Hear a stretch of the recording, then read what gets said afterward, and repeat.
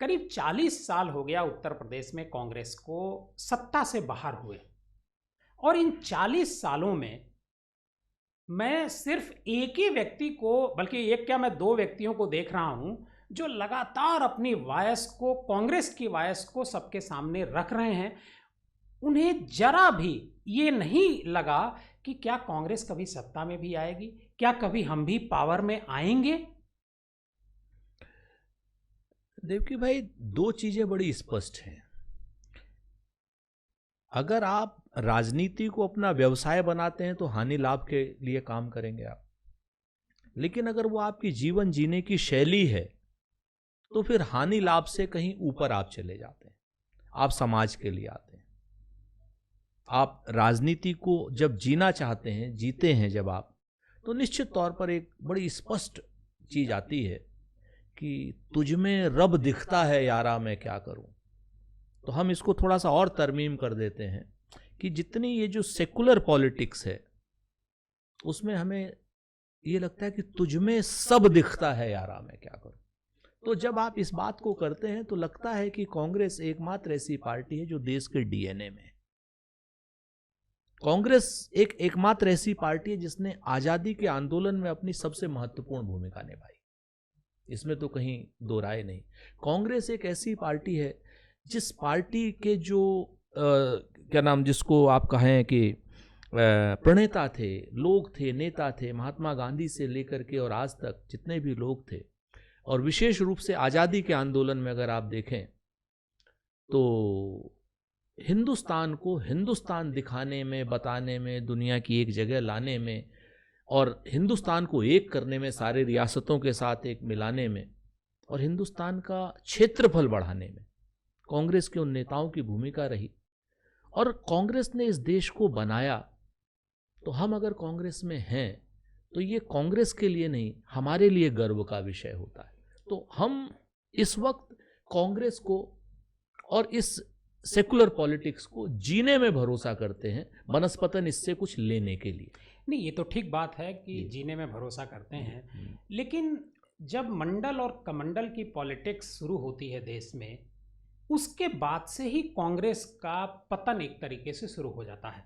और देश में ही क्या, उत्तर प्रदेश में क्या, पूरे देश में एक तरीके से कांग्रेस ढलान की तरफ बढ़ती है।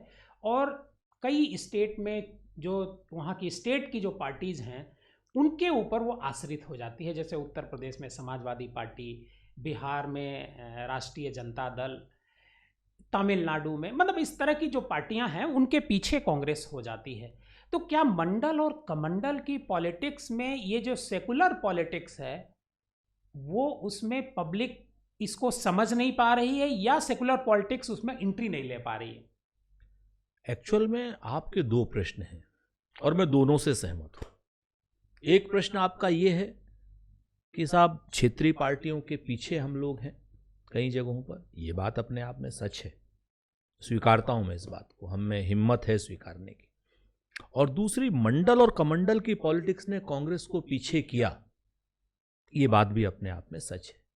क्योंकि मंडल और कमंडल की पॉलिटिक्स में धर्म की पॉलिटिक्स और जाति की पॉलिटिक्स कांग्रेस के लिए करना बहुत आसान था।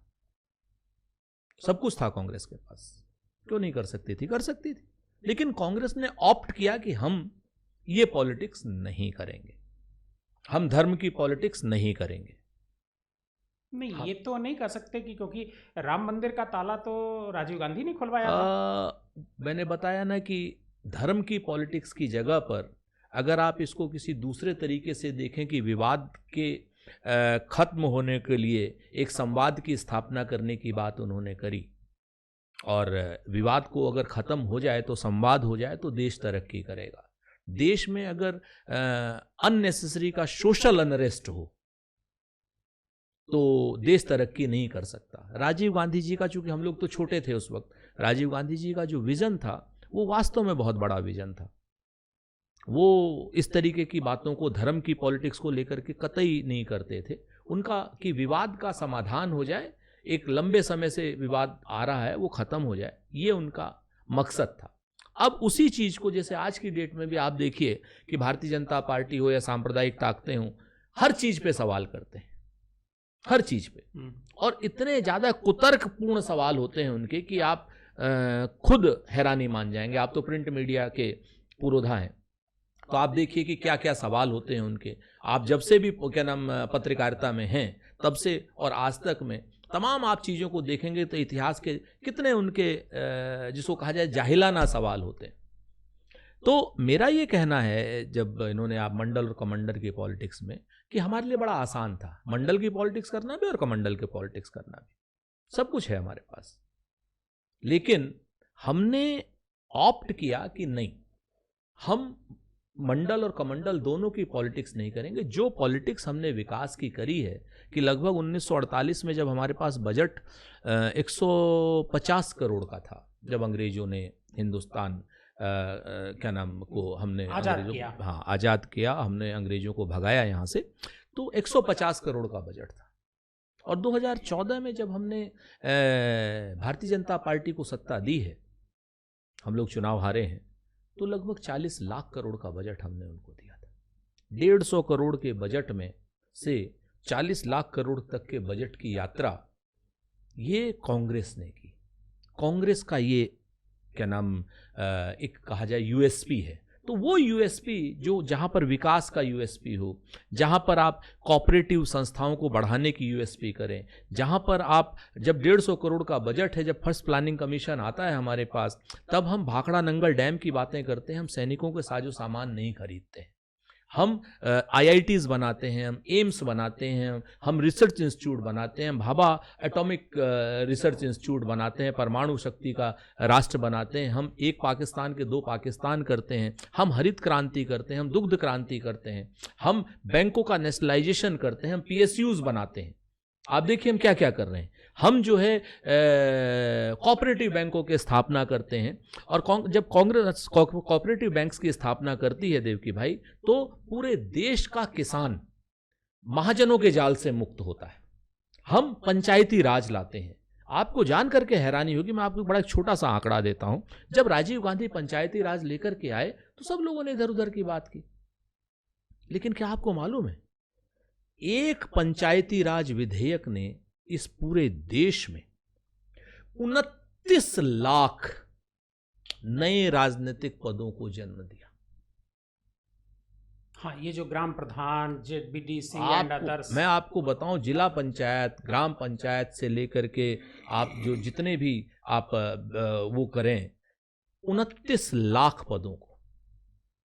लेकिन इतना सब कुछ कांग्रेस ने किया, राजीव गांधी ने किया, इसके बाद भी 29 लाख नए एक तरीके से राजनीतिक पद मिले। और मैं जिम्मेवारी से कह रहा हूं अभी, और ये खत्म नहीं हुआ। इसके बाद अगर आप उस चीज को देखेंगे तो डिजिटलाइजेशन, कंप्यूटराइजेशन राजीव गांधी जी का किया हुआ। उसके बाद आप आ जाइए कि right to information, right to education, right to food, मनरेगा। आप देखिए ना, तो जो कांग्रेस पार्टी है अपने कामों की बदले, हाँ कुछ कमियां भी रही कांग्रेस की, ऐसा नहीं कि हम ये कह दें कि नहीं, कमी तो रहती है, लेकिन 29 लाख हजार नहीं सर, 29 लाख पॉलिटिकल पद क्रिएट किए, डिजिटलाइजेशन किया, सब कुछ किया कांग्रेस ने। लेकिन क्या 2014 के बाद से ये पब्लिक समझ नहीं पा रही है क्या कि कांग्रेस ने भी कुछ किया?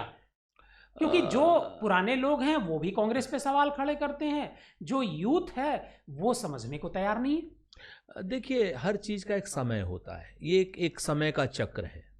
समय के चक्र में हम आपको बड़ी ईमानदारी से बताएं कि कांग्रेस की कुछ कमियां भी हैं।